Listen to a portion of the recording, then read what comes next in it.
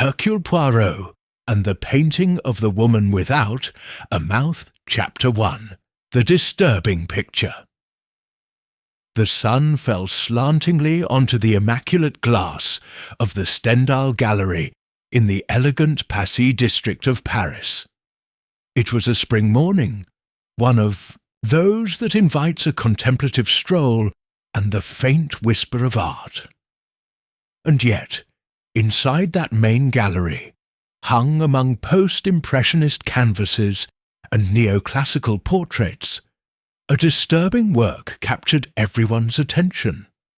A portrait of a woman dressed in white silk, without a mouth. The mouth wasn't deformed or erased, simply absent. In its place, smooth, perfect skin stretched from nose to chin. His dull blue eyes seemed to know an unspeakable secret. The painting's creator, Émile Béraud, a mysterious and reclusive painter, had died a week earlier under unclear circumstances, a domestic accident according to the police. It was during the posthumous exhibition of his work that the unthinkable happened. "My God, someone has stolen the original!" exclaimed one of the curators, the young and perceptive Chantal Moreau, when she entered the gallery before opening time.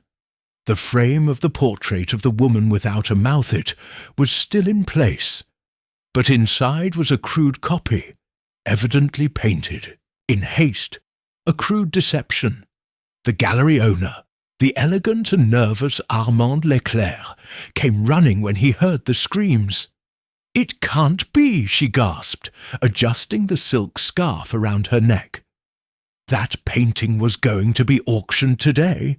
It's the centerpiece of Béraud's legacy. This ruins everything." Chantal, with a pale face, murmured to him, "The strange thing is, there are no signs of forced entry. Nothing has been touched, except that painting." Armand, frowning, looked at her closely. "Are you implying it was someone with access?" Didn't answer, but her eyes did. The police arrived within minutes.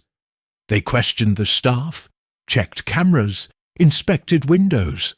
No clear leads. The only unusual thing: the night before, one of the editing assistants, a young man named Luc Delorme, didn't show up for work. He wasn't in his apartment either. He had vanished. That same day, Armand made a call. "Monsieur Poirot, I've heard about you. What happened in my gallery is a crime without traces, without logic, without sense. Only you could understand why." Hours later, a black car pulled up in front of the Stendhal Gallery. Out stepped a man with an impeccable figure, a perfectly waxed moustache, and a gaze that surveyed everything without moving his head. "Monsieur Armand Leclerc, a pleasure to meet you," said Hercule Poirot in his gentle but authoritative voice. "I've heard about the robbery, but do you know what immediately intrigues me?" Armand, still shaken, shook his head. Poirot smiled discreetly and pointed towards the fake painting. "Not that the original has disappeared, but that someone has taken the time to replace it with a grotesque copy. That, sir, is a message, and it's not one to be ignored." Poirot scanned the gallery, stopping at other paintings, other portraits. He bowed slightly before one of a melancholy old man, then before a still life. "Monsieur Béraud wasn't just a painter," he murmured. "He observed the soul, not the face." Then he turned to Armand and Chantal. "And you haven't told me the most important thing yet." "What, Monsieur Poirot?" she asked. "Who was the woman in the painting?" They both exchanged an awkward look. "We never knew," Chantal admitted. "Émile never revealed her identity. It doesn't even appear in his notes. He just said She never spoke. Poirot narrowed his eyes, as if that sentence contained a profound riddle. Then he smiled faintly. So, mes amis, let's start looking for the woman who never spoke, and who now, for some reason, they want to silence again. End of Chapter 1. Chapter 2. The Painter's Silences. Poirot, his grey leather-gloved hands examining the crude replica of the stolen portrait. Every stroke revealed a desperate urgency. It wasn't the work of a skilled forger, but of someone who needed time, or to give the impression that the painting was still there. Look, Poirot said to Chantal, at the ill-defined contours, the uneven shadow under the collarbone. It wasn't a substitute to deceive a collector. It was a disguise, a postponement. But for what purpose? Chantal, still nervous, accompanied him to Émile Béraud's office, located at the back of the gallery, now a small office where they kept his personal belongings. The air smelled of old oil paintings and forgotten papers. "Here are your belongings," he said. "We haven't touched anything since your death." Poirot slowly opened a drawer. Inside were several sketchbooks, a leather-bound notebook, and old photographs, all in black and white. One of them immediately caught his eye. It was the same woman in the painting. No mouth, no smile, no time. But this time, in the flesh. The photo. She was wearing a high-necked dress and had an icy stare. Poirot held it up to the light. "Alors, did she exist?" he murmured. "Or is this also part of a construct? I found it among his papers months ago, but I didn't know if it was real or part of his studio," Chantal explained. "He was secretive. He never let anyone see his sketches until he finished a work. He said, 'Truth needs silence to be born.'" Poirot nodded slowly. Then he examined the notebook.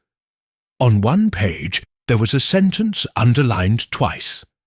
"What cannot be said is painted."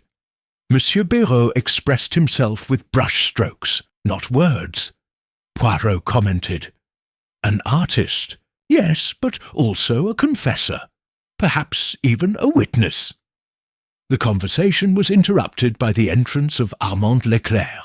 His face was even more tense than before. "Inspector Jouvet has just arrived. He wants to question the staff. They suspect that young Luc Delorme may have run off with the painting." "I'm not so sure." Poirot stroked his moustache thoughtfully. "Why, sir, because Luc adored Émile. He considered him almost a father. He wouldn't steal his legacy.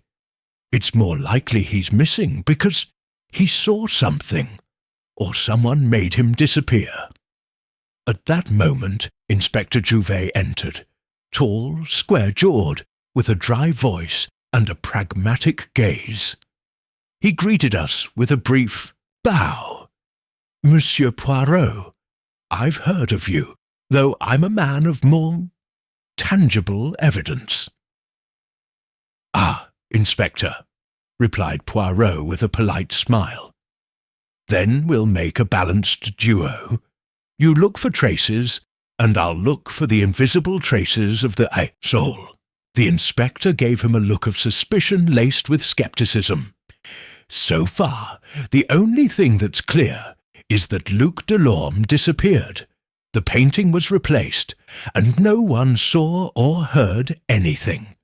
We're questioning everyone, from curators to the cleaning staff." Poirot turned to Chantal. "Could you tell me more about Luc?" "Of course. He was young, barely 23. He was studying art. Émile took him on as an apprentice 2 years ago. He was discreet, kind, and very sensitive." Poirot made a mental note of the adjective. "Did you have any personal relationship with anyone at the gallery?" Chantal hesitated. "Not that I know of, although I noticed he was looking a lot at Geneviève, the restorer. With romantic interest? No, more like with fear." Poirot pursed his lips. "Interesting. Where can I find Mademoiselle Geneviève? He's restoring a painting upstairs." Poirot nodded and went upstairs, leaving the inspector and Chantal behind. In the restoration room, Geneviève Aubry was bent over an antique portrait, working with a tiny paintbrush. Her brown hair pinned, back revealed a stern, almost martial face. "Excuse me, mademoiselle," said Poirot gently. "May I ask you a few questions about Monsieur Delorme?" She didn't even look up. "I don't know anything. I haven't seen him for days. And before that, he was clumsy, slow, and emotional. He had no talent, only enthusiasm." Poirot noticed the slight tremor in his brush. "Did you dislike it?" "It drove me crazy," he said coldly. "But I would never have wished him harm." Poirot smiled, polite but sharp. "Even if he knew a secret you preferred to keep hidden." She looked at him for the first time, and in her eyes for just a second there was something more than fury or indignation. There was fear. Poirot slowly descended the stairs. Downstairs, Inspector Jouvet was arguing with Armand. Poirot approached Chantal, who was waiting for him anxiously. "Did you discover anything?" "Perhaps," Poirot replied thoughtfully. "Silence sometimes screams louder than scandal. And in this gallery, mademoiselle, there are many who have learned to paint silence with too much precision." Chapter 3. A Name Under the Varnish. The next morning, Poirot arrived punctually at the Stendhal Gallery, with a definite purpose: to examine the replaced painting with a more in-depth, almost surgical gaze. He brought with him a magnifying glass, a linen cloth, and an expression of absolute concentration. "Mademoiselle Chantal," she said, unfolding her cloth on a side table, "I need you to get me a small ultraviolet light, and, if you don't mind, a drop of neutral varnish remover. Just one." She didn't ask any questions. She had already learned that when Poirot asked for something, there was an intention behind it as precise as an incision. Poirot examined the crude copy of the painting, holding the magnifying glass to the clumsy brushstrokes. With slow movements he applied a tiny amount of solvent to a corner of the canvas. When the varnish dissolved, something unexpected appeared. Tiny letters, barely perceptible to the naked eye. A.L. 3-4, Poirot read in a low voice.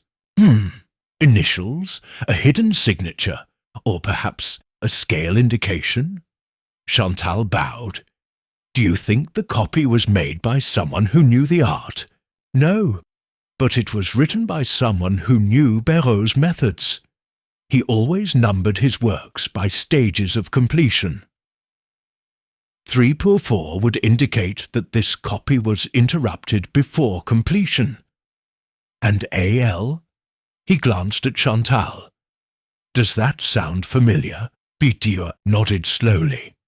Amandlair, his signature on private. Documents is often A.L., but that's absurd. Are you implying he painted this?" Poirot didn't reply. He just raised an eyebrow. Leaving the salon, he headed straight for the gallery owner's office. Armand, seeing him, stood up with a mixture of relief and tension. "Have you found anything, Monsieur Poirot?" A question, Monsieur Leclerc. Do you know how to paint? Armand laughed, though it was a short, mirthless laugh. Of course not! I can barely draw a straight line. Why do you ask? Poirot showed him a photograph of the fragment with the initials. This appeared under the varnish of the fake painting. It bears his signature. The smile faded. Armand swallowed. That must be a mistake, or a joke. Someone's trying to frame me. Poirot approached slowly. I'm not accusing you, monsieur, not yet, but your reaction tells me more than your words.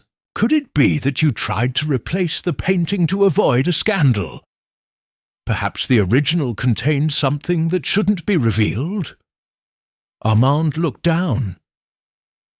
I wasn't the one who replaced him, he finally said, his voice low. But 3 nights ago I received an anonymous letter. From the drawer he took a yellowed envelope.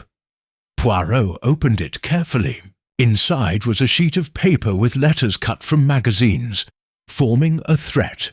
If that painting goes up for auction, the gallery will fall with it. Poirot was silent for a few seconds. Then, why didn't you report this to the police? Because I thought it was a joke, an empty threat. And I didn't want any negative publicity before the auction. Poirot looked at him carefully. Withholding vital information doesn't make you look good, monsieur. But I appreciate your belated candour. Upon leaving, he found Inspector Jouvet waiting near the entrance. Have you already questioned Geneviève Aubry? Asked Poirot. This morning. She said she was home alone reading a detective novel the night of the robbery. She has no alibi. Poirot nodded, though he did not seem surprised. She's lying. But I don't think she's guilty of the theft. Her lie is of a different nature. Fear, perhaps. Or shame. Shame? Mademoiselle Aubry retains the hardness of someone who has learned to defend herself with a cool head. But that doesn't mean she doesn't hide other kinds of weaknesses. Poirot reflected silently. There are too many layers here. The missing painting. The young apprentice. A mouthless woman who may have existed. And now, threats. Upon returning to his hotel, Poirot locked himself in his room and arranged all the items he had so far. In his notebook, he drew 3 circles. Chart, Luc Delorme, and woman in the portrait. Then he added a 4th. Lies. He connected them with criss-crossing lines. In the centre he placed a question mark. Who had anything to gain from the painting's disappearance? He wondered quietly. And why make sure no one saw the original version? He opened Émile Béraud's notebook again. On one of the last pages, written in shakier handwriting, he found a line. She didn't have a voice. I gave her one, but that was her downfall. Poirot closed the notebook. So it wasn't just a portrait. It was a testimony. He stood up resolutely. It was time to find the woman in the painting. If she was still alive. Chapter 4. The Woman No One Named. The following morning brought a persistent mist over Paris, as if the city itself was silently breathing, hiding something among its damp alleys and dull rooftops. Hercule Poirot, punctual, as ever, showed up at the National Library with a clear purpose: to find the woman with no mouth, or rather, to the living inspiration of that disturbing portrait that had been stolen. Poirot held the photograph he had found in Émile Béraud's office. The woman in the picture, though young, had an anachronistic sadness, a look that belonged to no era. He went directly to the civil registry office, where, after a friendly negotiation with the archivist, he gained access to the deceased painter's personal papers. "I'm looking for female connections," Poirot explained.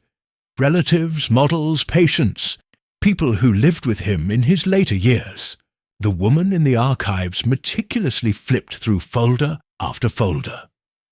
After a few minutes, she looked up. "There's something here. Béraud had a legal guardian in his care 8 years ago.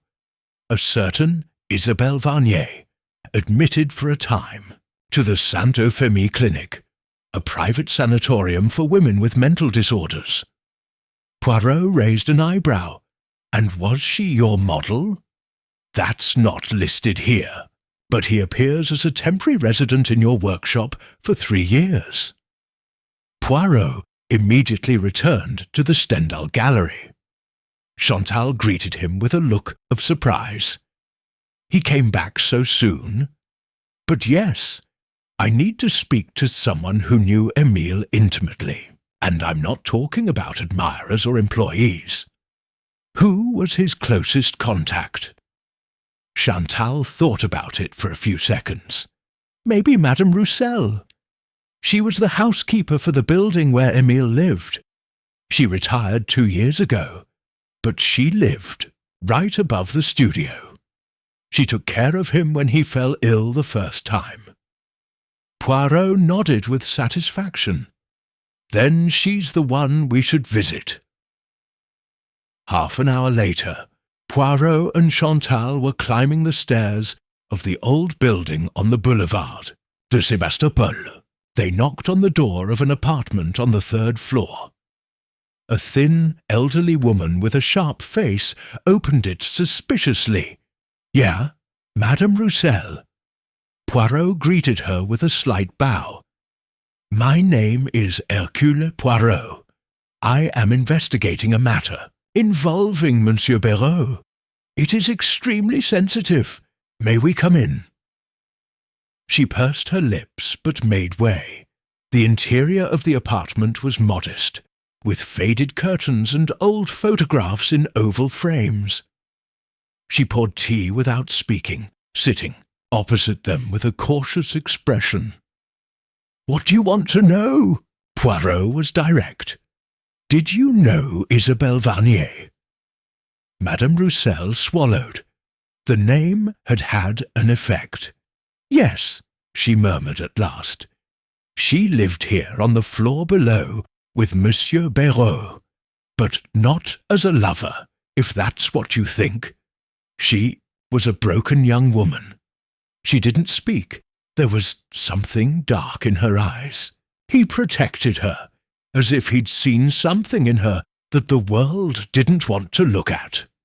And what happened to her? One day he disappeared, without a note, without a farewell. Émile fell into a deep sadness. He shut himself away for weeks on end. Shortly after, he painted that cursed painting. Why do you call it that? Because no one could bear to look at it for more than a few seconds. They said it gave him nightmares. He even said he painted it to exercise what he knew. Poirot leaned towards her. "What did you know, madame?" Madame Roussel looked at her cup. "He never said it, but I once heard him scream in his sleep. He said, 'You can't silence her again, not now that I know the truth.'" Chantal, visibly tense, looked at Poirot. "Do you think Isabelle was silenced?" Poirot didn't reply immediately. He was staring at the portrait of a young Émile hanging on the wall. Then he murmured, "I rather think that she escaped off an imposed silence, but someone, even years later, fears what that painting might say, without words." Upon returning to the gallery, Inspector Jouvet was waiting for them at the entrance. His face was hard. "We found Luc Delorme." "Alive?" Chantal asked, her voice faint. Yes, in a hospital. They found him last night on the banks of the Seine, injured, with signs of having been beaten, and with amnesia. Poirot closed his eyes for a moment. Alors, now the portrait is no longer the only silent witness. Chapter 5. Echoes from the Seine. The Saint-Antoine Hospital, sober and silent, welcomed Poirot with a harsh breeze and the faint smell of disinfectant. He walked with Inspector Jouvet down a long grey corridor, whose walls harboured echoes of confessions, laments and silences similar to those in the stolen portrait. A fisherman found him near the Pont de Sully, Jouvet explained. He had blows, to the head a few broken ribs. He was unconscious, soaked, and had no identification. Fortunately, a nurse recognized him from the news reports about the robbery. "Is he saying anything yet?" asked Poirot, without taking his eyes off the corridor. "Very little. He babbles names, jumps at noises, but nothing coherent. The doctor says it's trauma and exhaustion, not malingering." They arrived at an austere room. Behind the glass, Luc Delorme lay pale on the sheets, a bandage around his head. His eyes moved slowly, as if searching for something they didn't yet remember losing. Poirot entered with soft steps, as if he did not want to disturb the fragility of the moment. "Hello, Monsieur Delorme," he greeted in his warmest tone. "I didn't come to question you, but to accompany you. I just wanted to ask you a very simple question." Luc looked at him, disoriented. His lips moved, but his voice was barely a whisper. "Émile is dead?" Poirot nodded gently. "Yes, and what you left behind is in danger, just like you." Luc squeezed his eyes shut. A tear ran down his cheek. "The painting!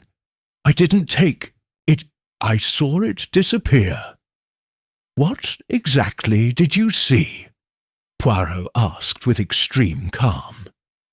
Luc opened his lips, but only said one word. "Geneviève." Inspector Jouvet, who had been listening from the doorway, straightened up. "We have to bring her in. If he saw her, maybe she attacked him." Poirot raised a hand. "No, my friend, not so fast. There are more layers here. As with an antique oil painting, it must be carefully cleaned before reaching the true portrait." They left the hospital, and, upon arriving at the gallery, Geneviève Aubry was in the storeroom, restoring a 19th-century painting. Poirot asked to see it privately. Reluctantly, he agreed. He led her to Émile Béraud's former office. He slowly closed the door. "Mademoiselle, I spoke to Luc. He mentioned your name. You saw him the night he was attacked. Can you explain why?" She tensed. Her hands, skillful and steady hours before, now trembled in her white coat. Luc sought me out that night. He wanted to talk about the painting. He was upset. He said he'd discovered something in Béraud's studio, something about the woman in the portrait. What did you discover? He didn't tell me, just that the truth was behind the canvas. I thought he was delirious. I got scared. I asked him to leave, and then I left through the back door. I never saw him again. Poirot approached with a firm expression, but without hostility. "Mademoiselle, did you know Isabelle Varnier?" She blinked, surprised. Then she slowly shook her head. "No, I only heard that name this morning from the inspector. But I know Béraud had secrets. I always knew. He spoke to the paintings as if they responded to him. It wasn't just art for him. It was redemption. Poirot studied her face. There was no lie there, but something else, a trace of guilt. Perhaps not for what she did, but for what she didn't prevent. On leaving, Poirot went directly to the room where the painting had previously hung, The Woman Without a Mouth. He stared at the empty frame for several long seconds. Then he turned on his heel and headed to the gallery's basement, where the uncatalogued works were stored. Chantal followed him. "What are you looking for? A second painting?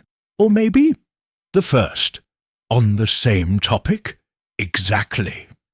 If Luc said the truth was behind the canvas, perhaps he wasn't referring to the stolen canvas, but t'other that no one looked at. They searched for an hour, checking frames, labels, inventory numbers. Finally, Poirot rested his hand on a rolled-up piece of thick cloth, incorrectly labelled uncatalogued sketch. He spread it out carefully. A portrait appeared, similar but not the same.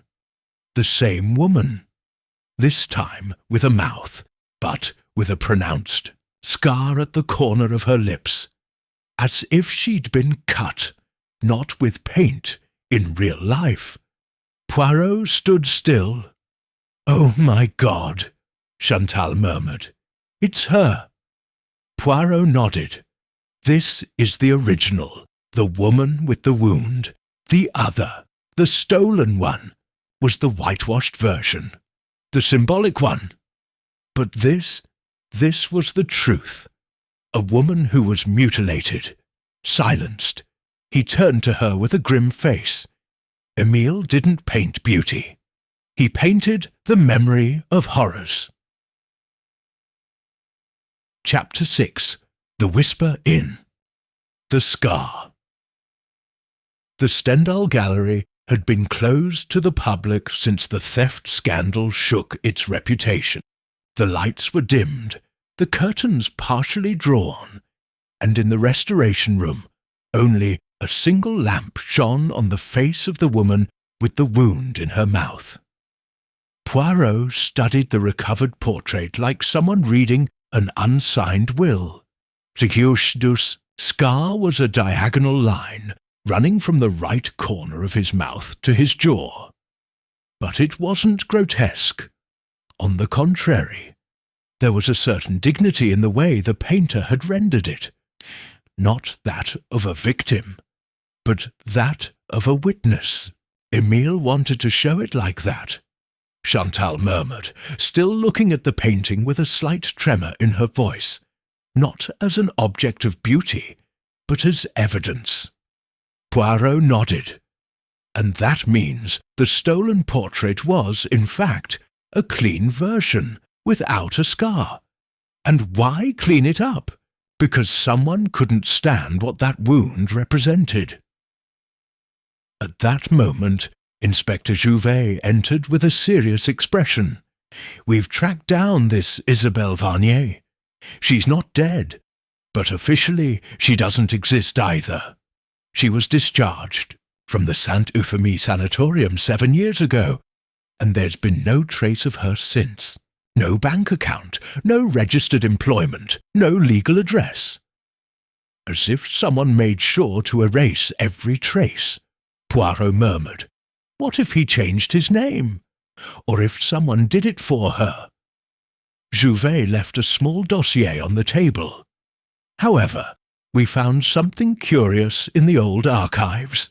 Isabelle was part of a group of women who came to the sanatorium from a shelter for victims of violence. And among them was another woman with initials G. A. Geneviève Aubry? Exact. Chantal brought a hand to her mouth. "Do you mean that?" Poirot raised his hand. "No, let's not rush. It could be a coincidence, but I'm afraid it isn't." Poirot asked to speak to Geneviève again, this time not at the gallery, but at a discreet café in Montmartre. She reluctantly accepted, but she went. Sitting opposite Poirot, soberly dressed but lacking her usual air of strength, Geneviève seemed a living portrait of what she feared losing. Control. Why this place, Monsieur Poirot? Because here we can speak without echoes, he replied. Mademoiselle, I need you to tell me the truth. Did you know Isabelle Varnier? Geneviève looked at him for a long time. She said nothing. She didn't deny anything. She just looked down at her cooling coffee. Were you one of the inmates at Saint-Euphémie? She nodded finally. I had a different name then, she whispered. Isabelle and I were admitted together. We both came from the same hell. She was afraid, but also courageous. Sometimes she talked in her sleep. She said her scar had saved her, that after that no one wanted to touch her again. Poirot looked at her tenderly. What happened, mademoiselle? Why did you disappear? Because Isabelle denounced someone. An important collector. Rich, powerful. Béraud knew it, and he painted that portrait. Not out of morbid curiosity, but to preserve her story, so she wouldn't be forgotten. And the portrait was seen by that man? Emile told me yes, that he came on one of his visits and stood petrified in front of the painting. He didn't recognize it, but he felt something. Then Béraud started receiving letters, veiled threats, and one night Isabelle left. He never painted the same way again. And you? Did you help him? I owed him my life. He taught me how to restore, to make a living from art without selling my soul. He never wanted to tell me who that man was, but I'm afraid it was someone close to this gallery. Poirot nodded gravely. So the robbery wasn't about money. It was an act of censorship. Geneviève looked out the window. Outside, people walked by, unaware of the story unravelling in their shadows. I don't know where Isabelle is, he finally said. But if the painting ever comes to light again, she'll know. And maybe he will too. Poirot stood up carefully. Thank you, mademoiselle. What you told me doesn't compromise you, but it's valuable, and perhaps dangerous.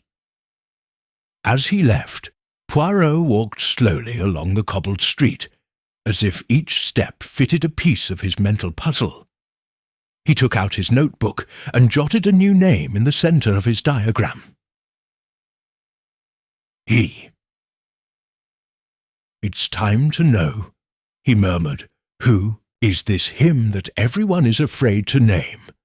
But who is at the centre of every silence? Chapter 7. The Man in the Invisible Picture. The wind was gently rustling the dry leaves in front of the Stendhal Gallery when Poirot returned, his impeccable figure silhouetted against the grey of the morning. He had left behind the vague and terrible name of that him whom Geneviève had refused to mention, but whose shadows enveloped everything like a veil of unacknowledged mourning. Chantal greeted him in the lobby with a tired face. Inspector Jouvet questioned Mr. Leclerc. This morning, he says he was very evasive when he asked him about his relationship with private collectors of contemporary art. Poirot adjusted the collar of his coat and walked towards the gallery owner's office. Then it's time for me to question him. Without having to raise my voice, he entered without knocking. Amandlair stood by the window, looking out at the backyard with his hands in his pockets. He didn't seem surprised to see the detective. "You come to ask me what I don't want to say." Poirot smiled kindly. "I've come to ask you what you've been keeping quiet about for too long. Sometimes, monsieur, it's not the crime that destroys, but the prolonged silence." Armand turned slowly. His face was pale, suddenly aged. "I didn't steal that painting, I know, but he does know who did it, or at least why he had to disappear." A long silence fell between them. Finally, Armand sat down at his desk. 8 years ago, I received a private proposal from a foreign collector. A man with money, connections, and a dark passion. Art based on deformity. He was fascinated by stories that concealed scars. Real ones. And Emile unwittingly drew him like fire to a moth. Isabelle's portrait was irresistible to him.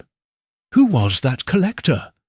A man named Etienne Vaubecourt, an investor, patron of some minor galleries, but also connected to discreet circles. Emile didn't know. When he discovered who he really was, he broke off all contact. But the damage had already been done. Did he threaten Béraud? More than once. He offered her money. Then he pressured her. Then he disappeared from view. It was rumoured he was living in Bordeaux, hidden behind charitable art foundations. Isabelle also disappeared around the same time. I helped hide the original painting. I thought it was for the best. I thought everyone would be safe that way. And now someone wants to bury him forever. And I'm afraid that someone isn't Vaubecourt. It's someone else, someone here." Poirot observed him carefully. "Are you suggesting there's an accomplice among your team?" "I'm not suggesting it, I know." Armand stood up, opened a drawer, and took out a letter with a recent stamp. He handed it out. Poirot read it silently. "If the portrait reappears, I won't be the only one to fall. I know what happened that night in the studio. The fire didn't burn away all the secrets. There's another painting, and you know which one it is." Poirot frowned. Another painting. Emile painted a final version of Isabelle, but never showed it. He said it was the painting that spoke volumes. After the fire in his old studio, he gave it up for lost. Do you think he survived? I'm not sure. But if that painting appears, it will be impossible to continue denying what happened." Poirot withdrew silently. Upon reaching the gallery's main hall, he found Chantal rearranging catalogues. He asked her to gather the entire staff for the next day. Everyone, restorers, assistants, curators, receptionists. So that, because, mademoiselle, if someone has lied for so long, their mask will crack under the right questions. It's not about finding the painting. It's about finding the guilty of wanting to silence him. That night, Poirot remained in his room with his notebook open and the photographs spread out. To each image of Isabelle he added a word: silence, scar, fire, truth. And then he wrote a name he hadn't yet said out loud, Etienne Vaubecourt. Below he added, what if he didn't hide? What if he changed his face, or his role? Poirot closed his eyes, and for the first time since the case began, he thought not about the crime, but about the pain that had preceded it. Chapter 8. The Mask of the Philanthropist. The sky dawned leaden over Paris.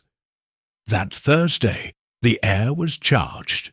with invisible electricity, as if the city itself were awaiting something yet to be named.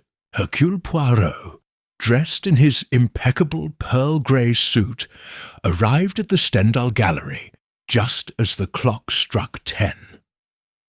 The main room had been carefully prepared. Chairs were arranged in a semicircle, a table in the centre, and on it the 2 portraits of Isabelle, the one who showed the scar, and the grotesque copy, the attempt to erase the truth. "Everyone is gathered, Monsieur Poirot," Chantal announced, her voice strained. "Just as you requested."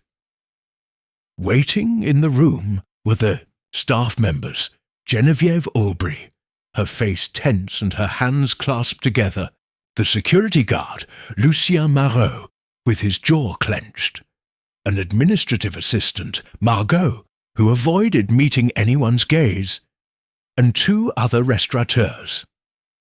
Also present was Armand Leclerc, visibly nervous but firm. Poirot moved forward to the centre. His gaze scanned the faces one by one. Then he paused, silent, as if listening to something that wasn't being said aloud. "Thank you for coming. This isn't an accusation. It's an invitation to clarity. This gallery has witnessed a crime," he said, pointing to the fake painting, "but not just a theft. What was attempted to be stolen here wasn't an object. It was a voice, a testimony." Uncomfortable murmurs. Poirot continued. "This portrait, the real one, shows a woman scarred by an assault. Her scar isn't just paint. It's history.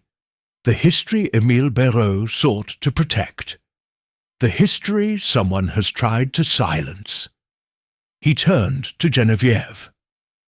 "Mademoiselle, you heard that story, and out of fear, out of pain, you kept silent. No one here has the right to judge you for it." She lowered her head. A sigh escaped her lips.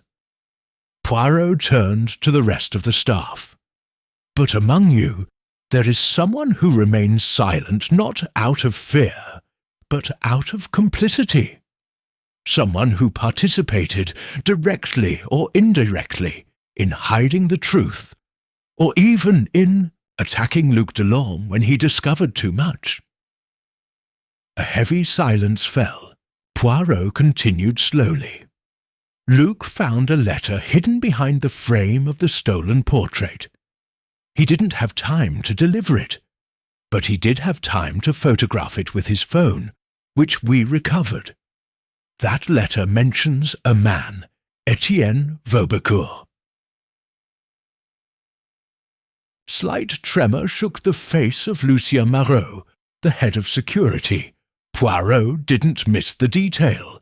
"Does he recognize him, Mr. Marot?" "No." "I don't know who it is."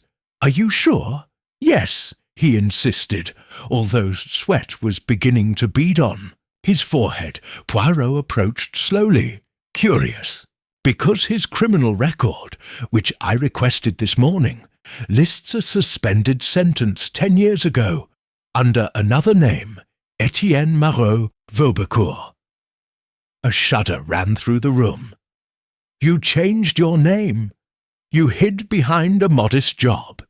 You became a shadow, but your past didn't disappear, monsieur. It just waited." "That doesn't mean anything," Marot shouted. "I left that life. No one can prove that." "What attacked Luc?" Poirot interrupted calmly. "No one needs it. Luc didn't see it, but he heard it. He said his attacker said, 'You want to ruin me too, just like she did.'" Poirot held up the original portrait. "Was it Isabelle who reported you? Were you the man who marked her forever?" Lucien Marot stood up abruptly. For a moment it seemed as if he might flee. But he stopped. He stared at the portrait as if devouring it with hatred and shame. "That damn painting," he muttered. "It should never have existed." And yet, Poirot replied softly, "It is the only true thing in this room." Jouvet, who had entered silently through the back door, moved forward. "Lucien Marot, you are under arrest for the attempted murder of Luc Delorme, concealment of evidence, and identity theft." As he was being taken away, Geneviève stood up with tears in her eyes. "She never thought she'd survive," he said.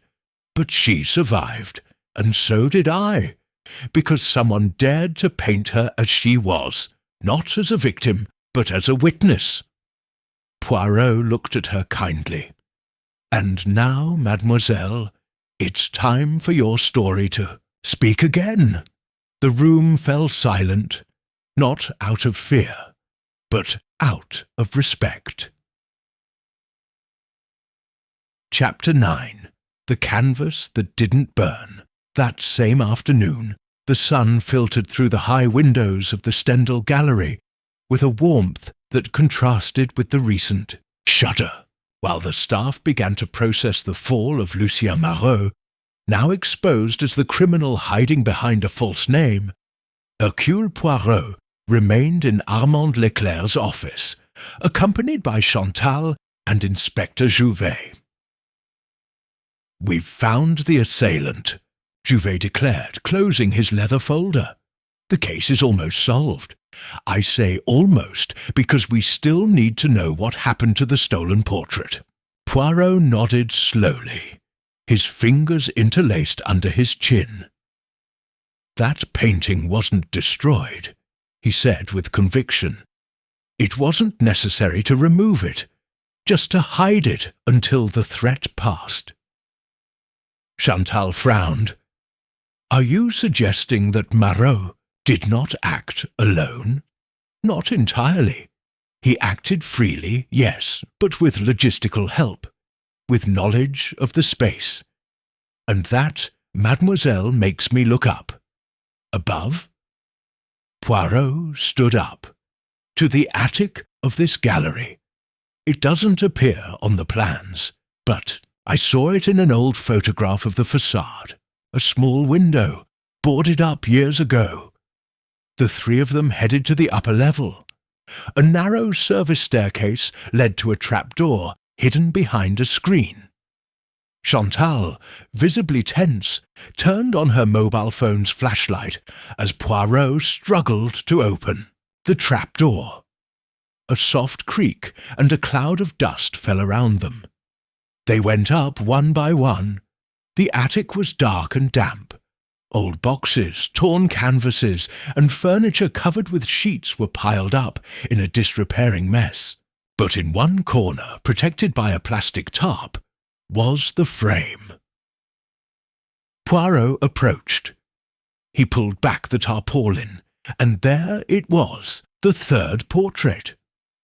It wasn't the version with the scar, nor the crude copy. It was another, a fusion.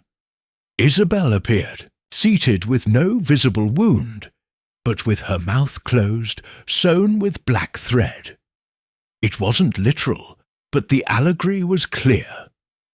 In the background, a diffuse, almost imperceptible male shadow watched from an open window. "My God," Chantal whispered. "It's the one Armand mentioned, the painting that spoke." Poirot nodded. "And that's why they hid it, because it didn't just show what happened. It showed who allowed it to happen." Inspector Jouvet approached cautiously. "Who painted this?" Poirot smiled slightly. "The technique is by Émile Béraud, but the hand, it's two people." Chantal looked at him in surprise. Look at the lower right corner. Two signatures, one above the other. One Béraud's, and below, written in almost invisible charcoal, a G. Geneviève, a collaboration, or a later intervention. Perhaps she added the figure in the window.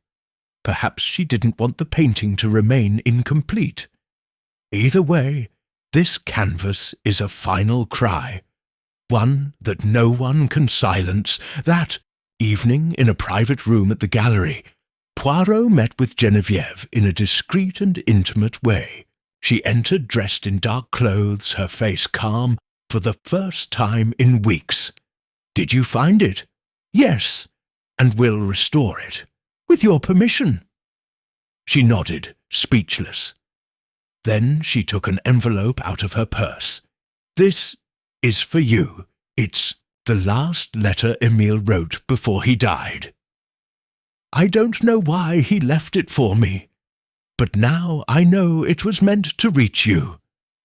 Poirot received it respectfully. He opened the envelope. The letter, handwritten in blue ink, read, "Dear Poirot, if anyone ever wants to erase what I saw, know that I painted it to remember. Not for art, not for fame, but for justice. Isabelle deserved more than silence. She deserved memory." Poirot closed the letter. His eyes were moist, but his voice remained calm. "We'll remember it, mademoiselle. You, her, and the truth you painted together." Geneviève let out a long sigh, and for the first time in a long time, she smiled. Chapter 10. Justice Behind the Scenes. Days after recovering the third portrait, the most raw and symbolically devastating version of Isabelle Varnier, the Stendhal Gallery was preparing an unusual event, a private exhibition by exclusive invitation entitled "The Voice That Painted the Silence." It wasn't a business reopening, but rather a gesture of reparation. Amandlair, visibly transformed by the events, had authorized Poirot and Geneviève Aubry to organize the event as a final tribute to Émile Béraud, and to the woman who for years had been merely an enigmatic face among painterly shadows. The night of the exhibition arrived. The guests, curators, artists, journalists, Béraud's former colleagues, entered silently, without music, without champagne glasses, as if they sensed this was something more than art. In the main room, 3 paintings were arranged in symbolic succession. First, the portrait of Isabelle without a mouth, the woman without a mouth, the image that silently started it all. Then, the portrait with the scar, the woman with the wound, revealing the truth that had been concealed. And finally, the third, the most, loaded with symbolism, the sewn woman, where Isabelle appeared with her lips closed by threads of black paint, and in the background, the ghostly figure of the man who had tried to make her disappear. In front of this last work, the room remained reverently silent. Poirot remained in the background next to Chantal, watching the audience's gaze shift from one work to another, with astonishment, sadness, and even discomfort. "It's not decorative art," Chantal murmured. "It's a statement." Poirot nodded, and like any true statement, it doesn't seek to please. It seeks to provoke memory. Inspector Jouvet was also present, discreetly leaning against a column. He had been ordered to investigate the financial ties of Lucien Moreau, whose history of false identities was beginning to connect with broader networks of illegal collecting. "What began as a simple robbery," he said to Poirot as he passed him, "has ended up opening a bigger box. I don't know whether to thank you or curse you, Monsieur Poirot." "Do both, Inspector," Poirot replied with a faint smile. "Life rarely offers us pure choices." Around 11 o'clock at night, when most of the guests had left, an unexpected figure entered the gallery. She was a middle-aged woman with salt-and-pepper hair, grey eyes and a serene gait. She was wearing a long coat and a light wool scarf. No one recognized her except Poirot. "Isabelle Varnier," he murmured, as if naming her were a prayer. She stopped in front of the third painting. She didn't cry, she didn't speak, but her body trembled slightly. Geneviève approached her. They didn't make any dramatic gestures. They just held hands. "Thank you," Isabelle said, looking at Poirot, "not for finding the culprit, but for letting him see me again." "Mademoiselle," Poirot replied with a sincere bow, "it was you who found yourself again. I only dusted the frame." The night ended with the lights slowly dimming. Geneviève quietly retired. Isabelle left through the front door, accompanied by Chantal. Amandlair stayed a moment longer in the gallery, looking at the portrait with black threads. "Do you think this redeems us?" he asked quietly. Poirot tilted his head. "Redemption isn't for spectators, monsieur. It's for those who dare to speak the truth, even when no one wants to hear it." Epilogue. Weeks later, Poirot found himself back in London in his perfectly tidy apartment at Whitehaven Mansions. The fireplace was lit, the newspaper neatly folded, and a packet of letters unopened, among them an unsigned card. "Thank you for giving me back the face they never let me have." Poirot held it between his fingers, then tucked it away between the pages of an art book on symbolic portraits. He looked at his reflection in the window, smiled faintly, and murmured, "The little grey cells have served well this time." But it was the heart that solved the real enigma. Chapter 11.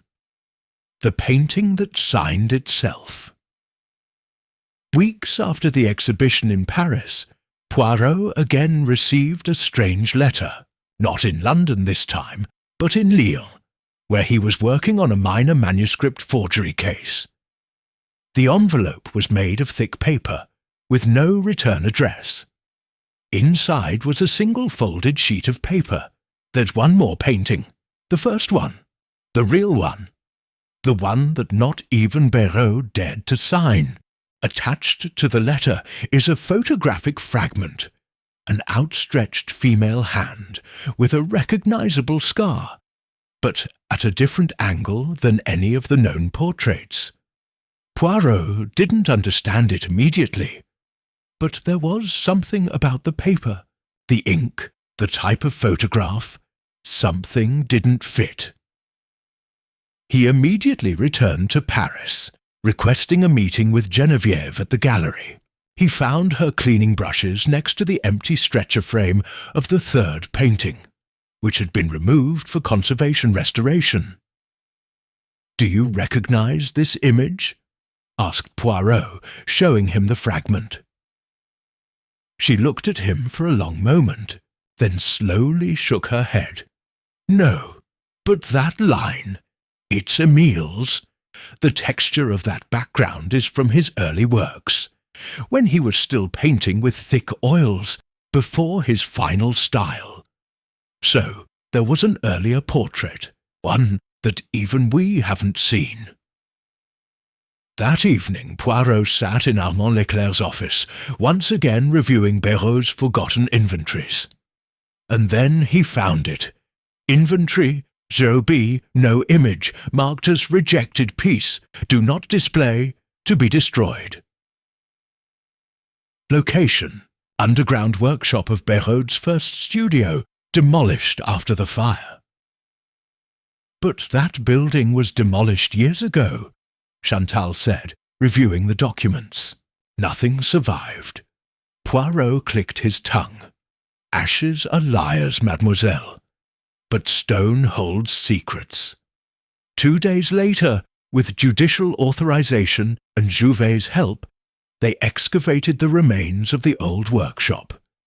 Beneath a semi-sunken slab, protected by a makeshift metal structure, there it was. A canvas charred around the edges, but intact in its centre. A different portrait. Isabelle. No scar, no stitched mouth, no symbol, only Isabelle. Before. With a fearful look, almost translucent skin, and a detail that no one expected. A double signature, written at an angle in the lower right corner, Mel. Béraud, and below, in barely visible red ink, Isabelle Varnier. Did she paint it with him? Chantal whispered. Poirot smiled. No, he signed it afterward. Like someone who's regaining the right to exist. That painting was never exhibited. It was restored and kept in a private museum, away from public view. But for Poirot, it was the perfect closure, not the case, but of the voice, because the last painting wasn't about the crime. It was about the woman before from the damage, before the silence, when there was still hope. And that, for Poirot, was the bravest signature of all. Chapter 12. The Testament of Colour. Spring was beginning to surrender to the first signs of summer in Paris. The streets teemed with life, but in the small, temporary studio set up in the basement of the Stendhal Gallery, silence remained the dominant atmosphere. In the centre of the room, under soft lighting and wearing white gloves, Geneviève Aubry worked on the restoration of the so-called Tableau Zero, the portrait discovered in the rubble of Émile Béraud's first studio. Hercule Poirot watched her from a nearby chair, his fingers crossed on his cane, his face deeply thoughtful. "Are you sure you don't need help, mademoiselle?" Geneviève smiled without taking her eyes off the canvas. "I don't need hands, sir, just silence. This painting isn't restored with techniques. It's restored with respect." Poirot nodded understandingly. The image before them was unlike any other. Isabelle Varnier was neither broken nor symbolic, neither scar nor allegorical. She was simply her, young, somewhat fearful, but dignified. Her gaze seemed to seek something beyond the frame. "And the signature?" asked Poirot. "Do you know what he signed it with?" "Blood ink," Geneviève replied softly, "mixed with oil paint. I discovered the exact composition. It's hers. Isabelle signed it with the most personal thing she had." Poirot closed his eyes. The signature wasn't just symbolic, it was a pact. At that moment, Chantal burst into the room with a letter in her hands. "Monsieur Poirot, he arrived a few minutes ago, from a lawyer. He says it's the posthumous will of Émile Béraud, sealed, unopened since his death." Poirot took it carefully. The envelope was thick, sealed with dark wax. When he opened it, he found a document dated 3 days before the painter's death. In it, Béraud wrote, "I declare that all my works, especially those containing the figure of Isabelle V, must be preserved in their entirety, without alteration, censorship, or reinterpretation. The story they tell does not belong to me. It was entrusted to me. It is not art to be hung. It is memory to be respected.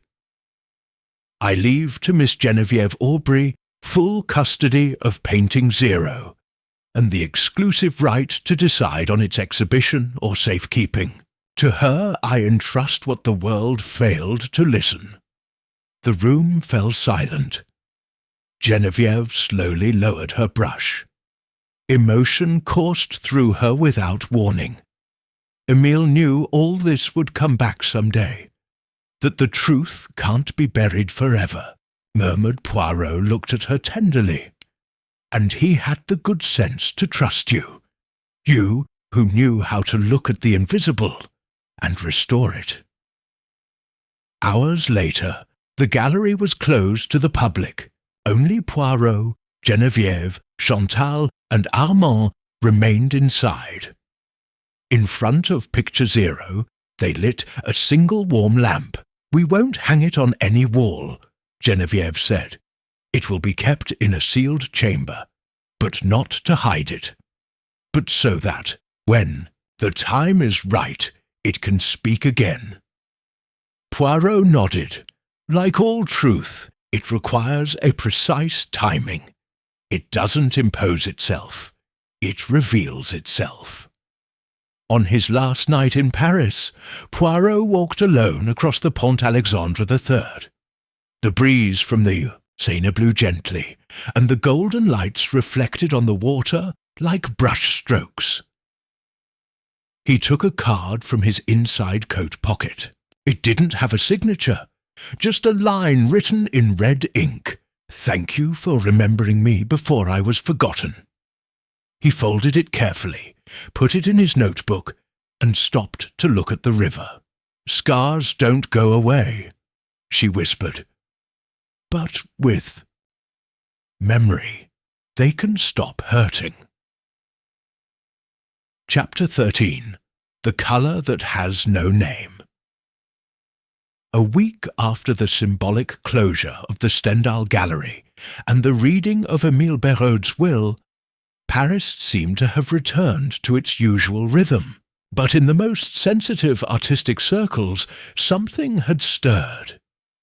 The name of Isabelle Varnier, previously a secret relegated to the margins of the past, was beginning to be whispered among restorers, critics, and defenders of testimonial art, not as a scandal, but as a warning.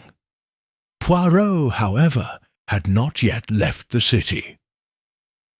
He was sitting in the Forney Library, among old manuscripts and 19th-century aesthetic treatises, poring over a handmade publication dating from the early years of Béraud's studio. In it, he found a forgotten, never-quoted interview conducted by a small independent journal. In one of its answers, the young painter stated, "I believe every soul has a colour that cannot be mixed, an invisible primary tone. The day I manage to paint that colour, I will know I have said everything." Poirot slowly closed the notebook. "And he did it, mon ami," he said softly, "but no one saw it until now." Back at his hotel, he found a note at the reception desk. "Mr. Poirot, I'd like to say goodbye in person. I'll be at Place Dauphine, right where I last painted. G." When she arrived, dusk was enveloping the square in its golden light. Geneviève was sitting on an iron bench, a folder under her arm, her gaze fixed on the trees. She was wearing a black beret and a gracefully knotted blue scarf. Beside her, a folded portable easel. She no longer looked like the restorer who lived among other people's pigments. There was something determined about her figure, as if she finally occupied her own space in the world. "I knew you'd come," he said without turning around. "I'm punctual," replied Poirot, smiling. She opened the folder and handed him a small, still unsigned canvas. It wasn't Isabelle, nor a copy of the lost painting, nor a repeat of the earlier portraits. It was a landscape, a cloudless sky, but not entirely serene. There was a colour somewhere between grey and burnt red, an indefinable hue. "See," she asked, "that shade? I don't know how I got it. It's not in any palette." Poirot examined him carefully. And what would you call it? Geneviève thought about it for a few seconds. It doesn't have a name, but I know what it represents. It's the colour of what wasn't said in time. They both remained silent. A few steps away, a street violinist was practising a soft, almost timid melody, as if doubting his own beauty. "Will you paint again?" asked Poirot. "I'm already doing it, but this time not to heal wounds, just to leave a record. Isabel taught me that painting is declaring one's existence, even if no one wants to look." Poirot nodded, deeply moved. "And what exists, mademoiselle, cannot be erased." Before leaving, she handed him a folded sheet of paper. "This is for you. It's a letter Isabel wrote, but never dared to send. She left it on the back of the frame of the first portrait. Perhaps you'll know what to do with it." Poirot put it in his waistcoat pocket without opening it yet. They parted with a firm, unpretentious handshake, like two people who know the important thing has already been said. That night, back in his room, Poirot opened the letter by the dim light of his bedside lamp. The paper was slightly yellowed. The handwriting was firm, but shaky. It read, "To whoever finds this truth, don't remember me for what you took from me. Remember me for what I left behind. Not a wound, not a crime, but a will to continue seeing the world, even if it hurts." Poirot delicately closed the letter and slipped it into his leather diary, among other pages that only he fully understood. Then he turned off the light, knowing that the case was not only solved, but that something deeper had been restored, a voice, a line, a dignity that time could no longer silence. Chapter 14. The Words That Are Not Said. Paris was sleeping under a trembling moon when Poirot decided to do something unusual. Stay up all night. There was no longer a crime to solve or culprits to unmask, and yet his mind was still occupied, not with doubts, but with echoes.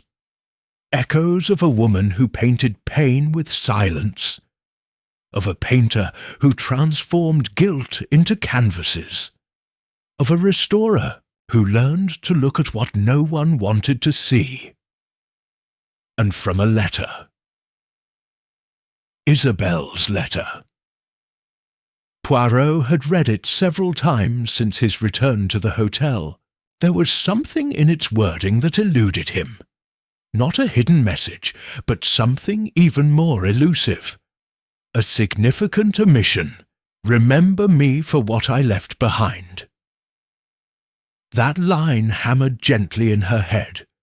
What was it that Isabel felt she'd left behind? A story? A painting? A truth? Or someone?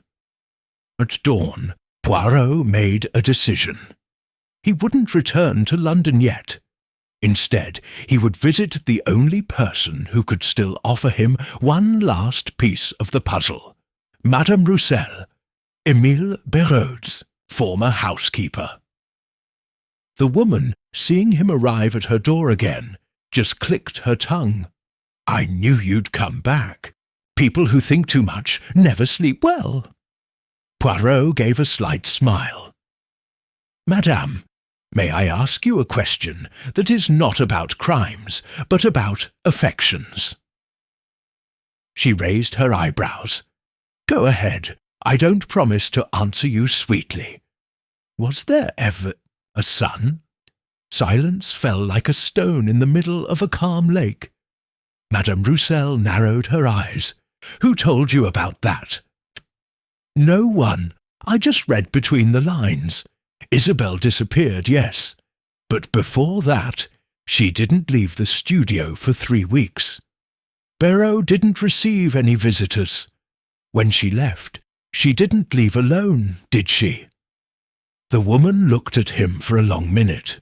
Then, without saying a word, she went to an old wooden chest of drawers, took out a metal box, and returned with it. Inside, a small pair of baby shoes, carefully wrapped in linen cloth. It wasn't any of my business then, and I still don't know if it is now. Poirot sat down slowly. Did Émile know? From the beginning. He protected her not only because of what he knew, but because of what she carried inside. And the child, he was given to a friendly family, a trusted one, in Marseille. Isabelle left instructions. She didn't want him to grow up with that burden. She wanted him to know about art, not pain. Émile visited him secretly once a year.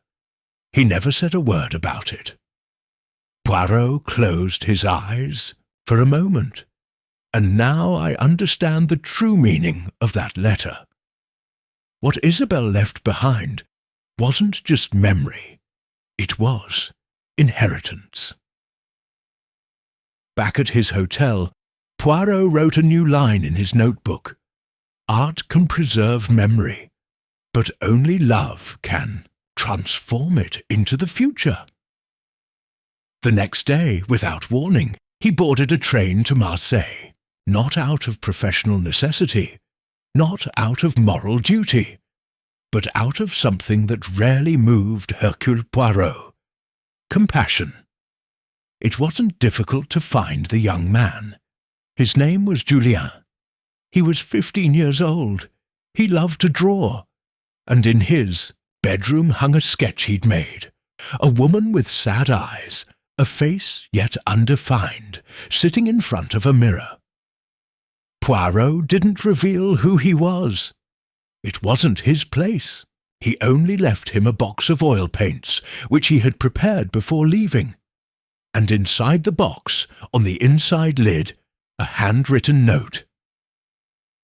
Your story doesn't begin with a wound. It begins with a truth that no one could erase. That evening, back in Paris, Poirot dined alone at his favourite restaurant in Montparnasse. He ordered onion soup and a glass of white wine. When the waiter came to collect the plate, he asked, "Do you want anything else, sir?" Poirot smiled. "No, thank you. I just wish that the world learns to look more clearly." Chapter 15. The Silence that signed twice. The rain slid timidly down the windows of the Gare de Lyon station.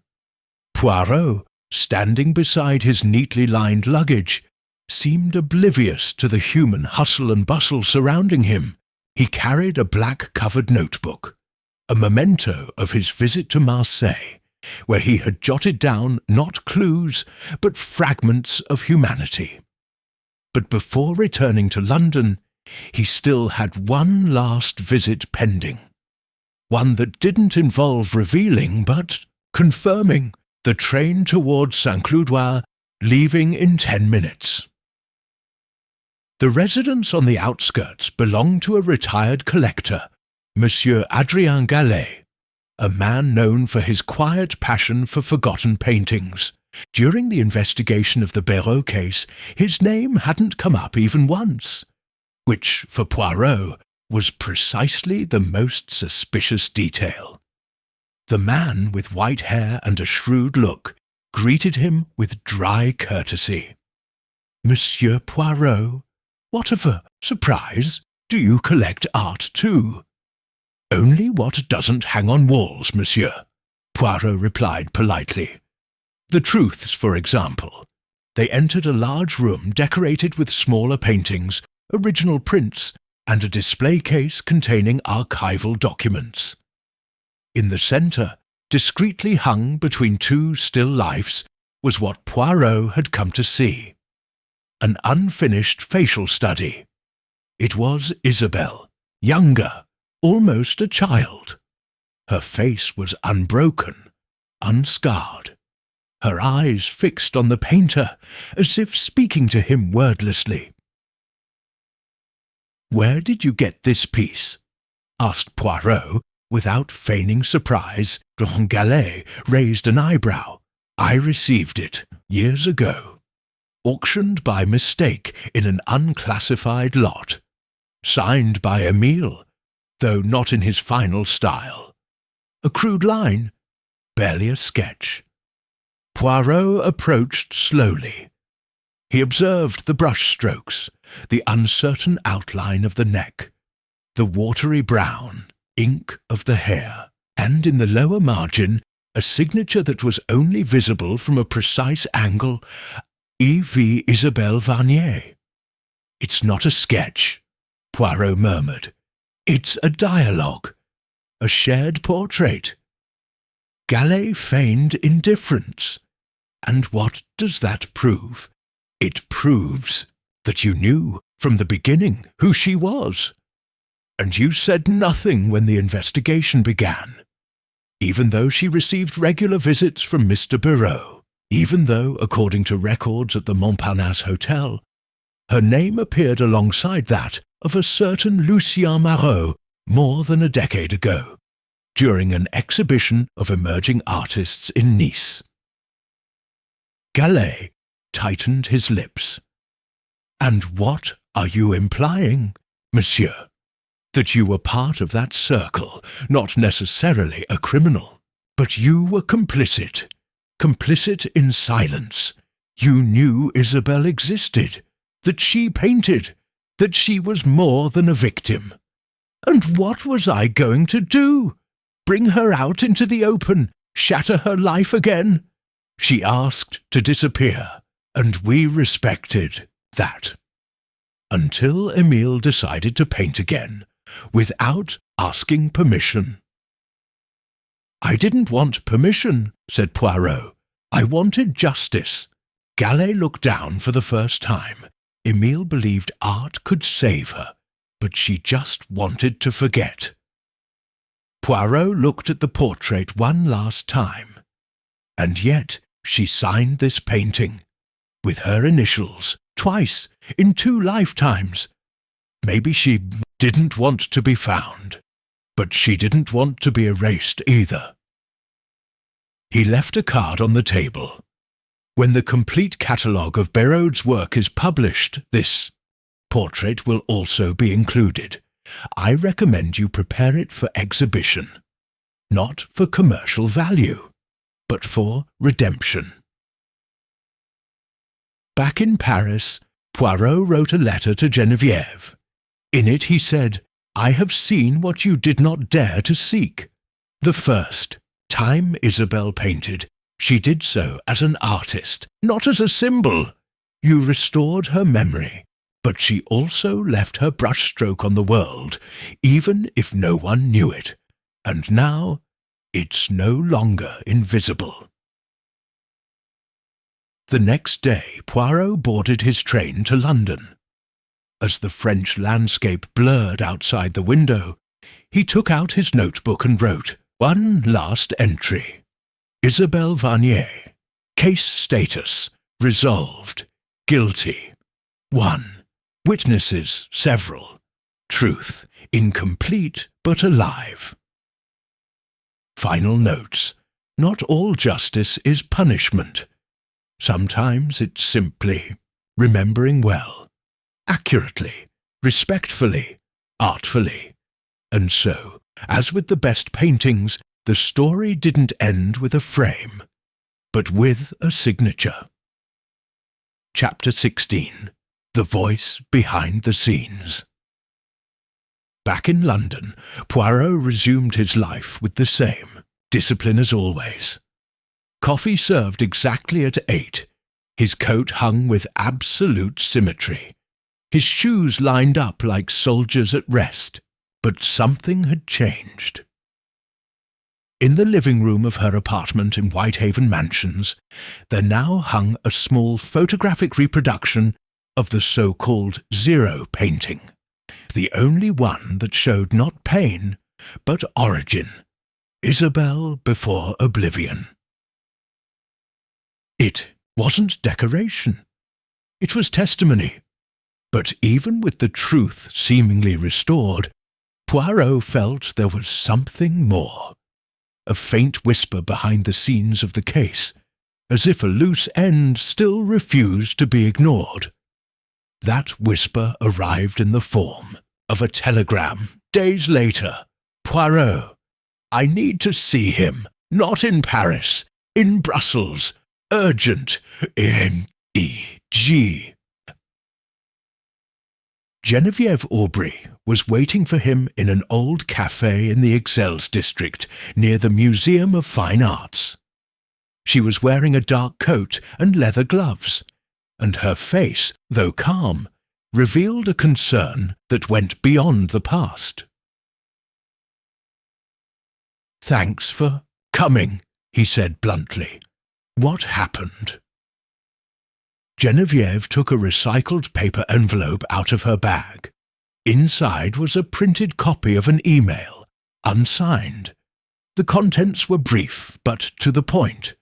"You think you've found all the paintings. You're wrong. Isabelle painted one more. The one she didn't show to anyone. The one she didn't sign. Because it contained everything, even you." Poirot looked up, serious. "Where did you get this?" "On my personal email. An account not linked. To the gallery. Someone who knows me intimately. Most likely. Someone who knew Isabelle. After. Do you think that painting is alive? I don't know. But if it is, and it contains what this letter suggests, then it's not just about art," Poirot interrupted. "It's about conscience." The search led them to an unexpected city, Namur, in the heart of Wallonia, where Isabelle had lived a few months before her final disappearance, under the false name of Clara de Rennes. In the parish archives, a signature appeared on the record of an anonymous donation to an artistic retreat, C. De Rennes for painting materials, collective use. Poirot and Geneviève arrived at the place one Sunday afternoon. It was an old building, a combination of a convent and a creative boarding house, inhabited by retired artists and wandering spirits. They were greeted by an elderly woman, Mrs. Vacklin, the manager of the place. Upon hearing the name Clara de Rennes, her expression changed. She was reserved but generous. She painted in the common room at night. She never allowed anyone to see her finished paintings. "Where are they?" asked Poirot.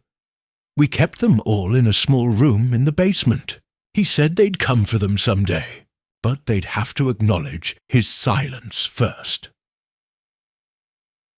They went down a stone staircase. A rusty key opened the door.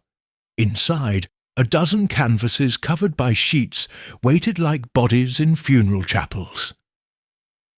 Geneviève removed the first one. It was a landscape, the second a blurry self-portrait, and then the third. They both stood still. The painting depicted an enclosed space, a room that seemed to merge with a cell.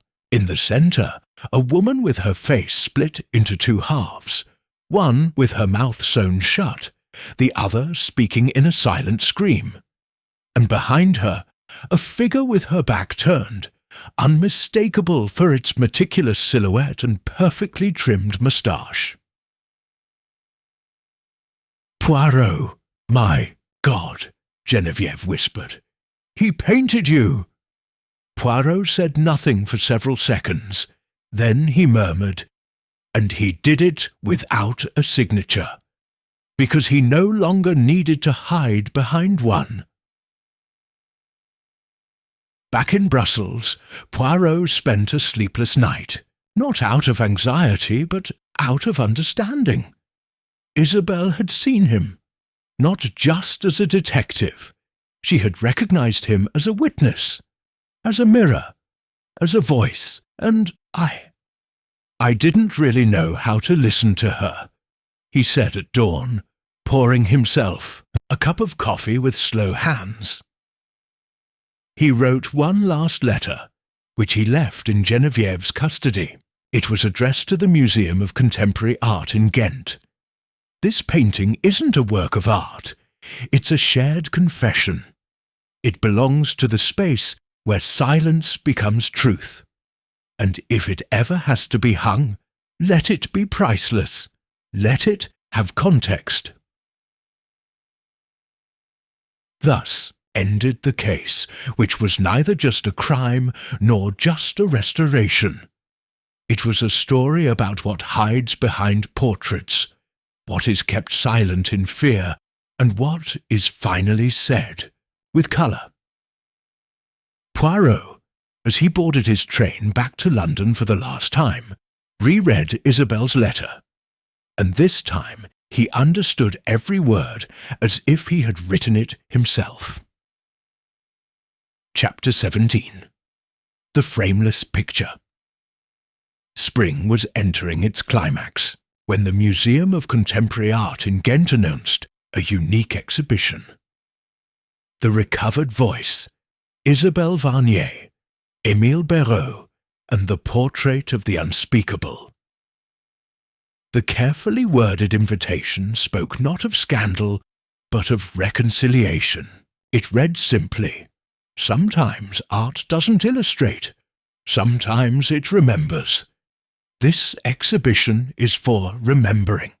Hercule Poirot was one of the first to arrive, not out of ego, but out of respect.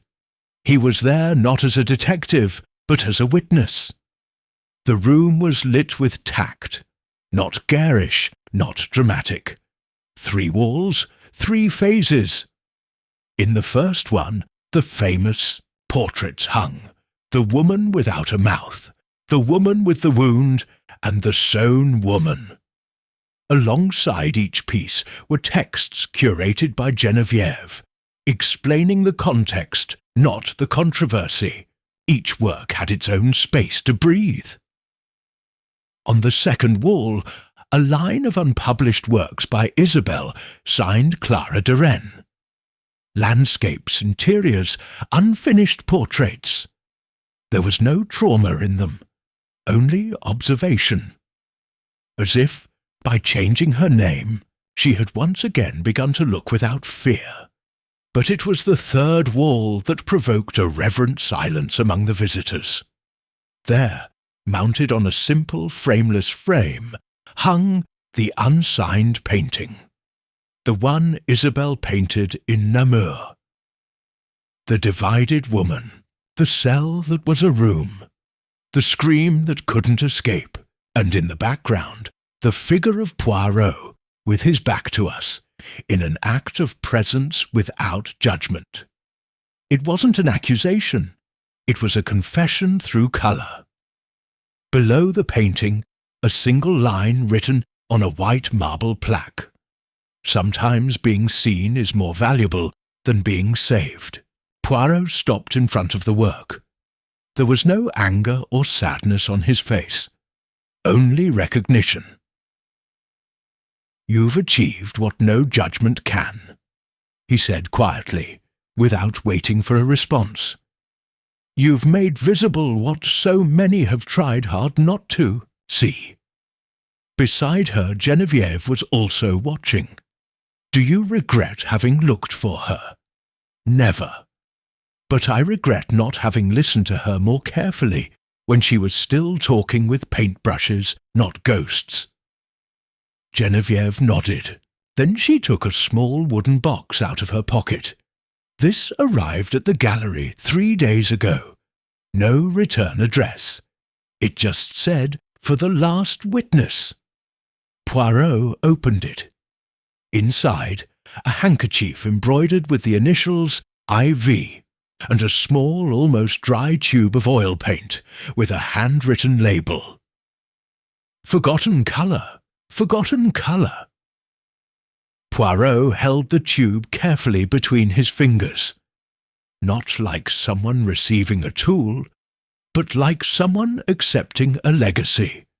So, this was it, the colour that doesn't mix, the one that doesn't exist on the palette, only in memory.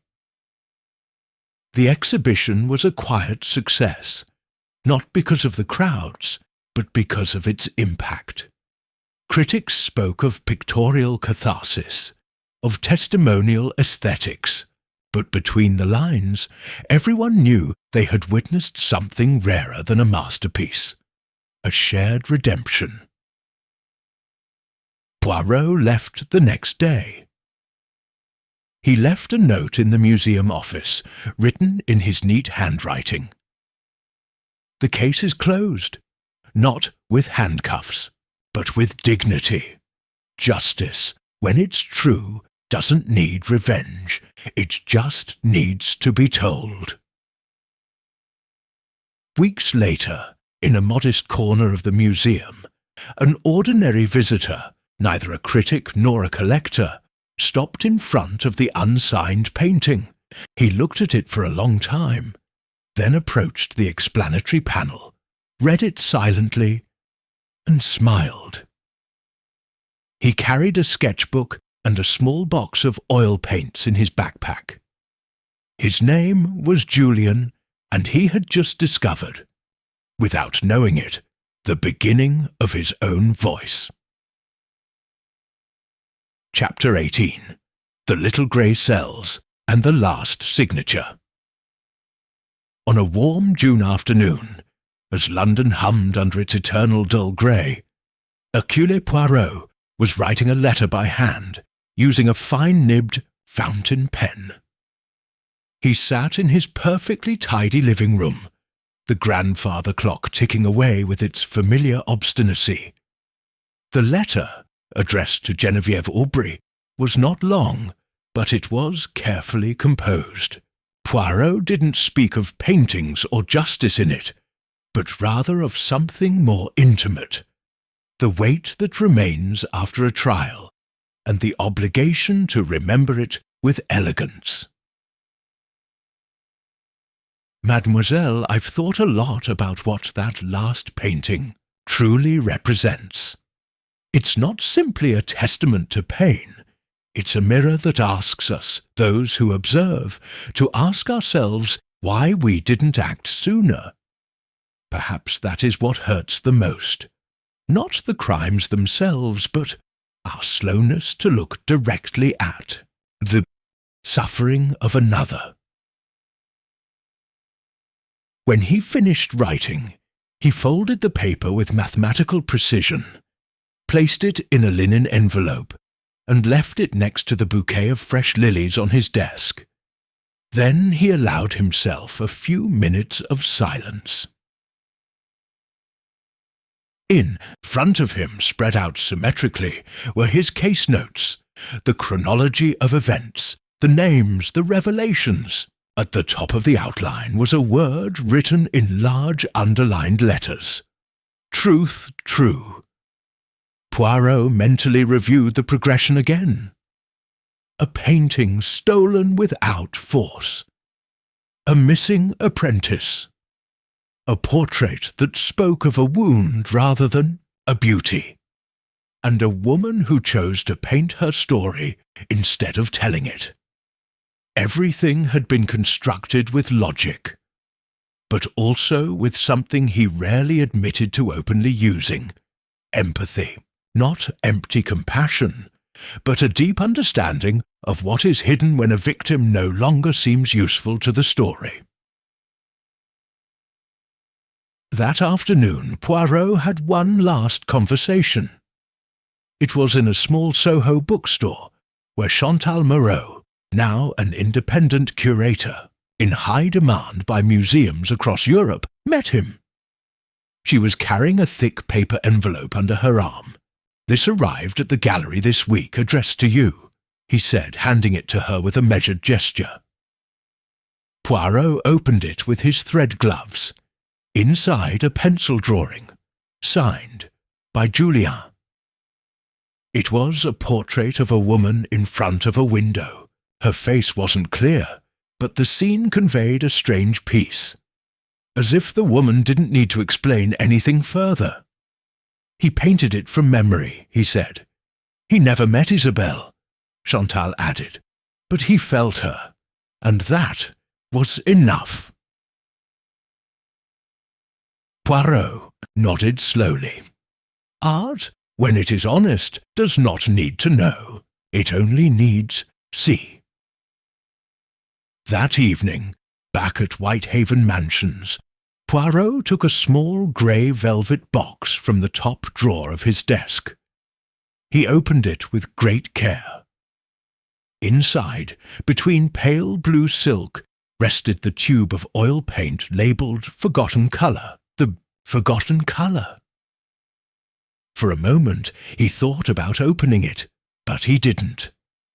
Instead, he put it back, closed the box, and murmured calmly, "There are colours that are not used to paint, but to remember."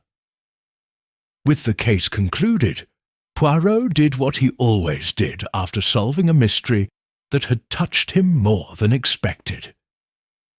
He meticulously cleaned his desk, arranged each sheet of paper, and smoothed his moustache in front of the mirror with special delicacy.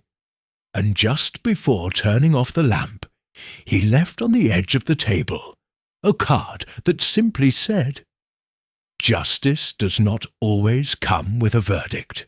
Sometimes it comes with a stroke. H.P."